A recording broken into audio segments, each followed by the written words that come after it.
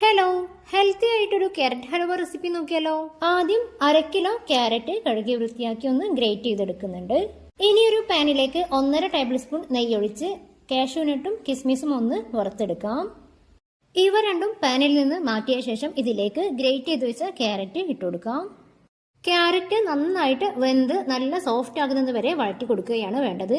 ഒന്ന് വാടി തുടങ്ങുമ്പോൾ തന്നെ ക്യാരറ്റിന്റെ കളർ കുറഞ്ഞു തുടങ്ങും. അപ്പോൾ നമ്മൾ കളറിന് വേണ്ടിയിട്ട് ഒരു ചെറിയ കഷ്ണം ബീട്രൂട്ട് ഗ്രേറ്റ് ചെയ്ത് ചേർത്ത് കൊടുക്കുന്നുണ്ട്. കളറിന് വേണ്ടി മാത്രമാണ് ബീട്രൂട്ട് ചേർക്കുന്നത്. ബീട്രൂട്ടിന്റെ ടേസ്റ്റ് ഇതിലേക്ക് വരാൻ പാടില്ല.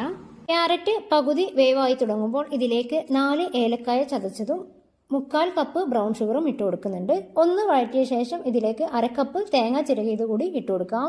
ക്യാരറ്റ് നല്ല സോഫ്റ്റ് ആകുന്നത് വരെ ഏകദേശം 1 മണിക്കൂറെങ്കിലും ലോ ഫ്ലെയിമിൽ വഴറ്റിയെടുക്കണം. ഇനി ഇതിലേക്ക് 10 മിനിറ്റ് വെള്ളത്തിൽ കുതിർത്ത് വെച്ച ബദാം അരിഞ്ഞതും നേരത്തെ റോസ്റ്റ് ചെയ്ത് വെച്ചിട്ടുള്ള കാഷ്യൂനട്ടും കിസ്മിസും കൂടി ചേർത്ത് കൊടുക്കാം.